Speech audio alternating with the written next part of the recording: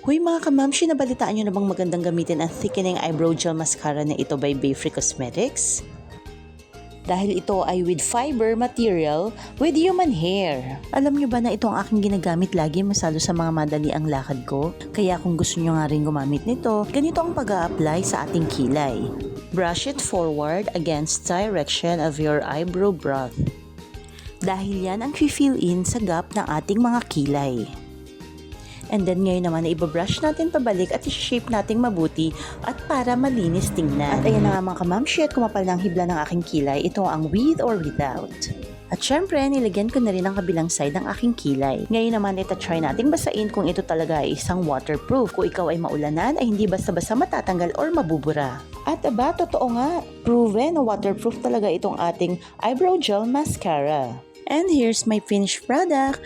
At kung bet nyo rin ang product na ito, ay ilalagay ko ang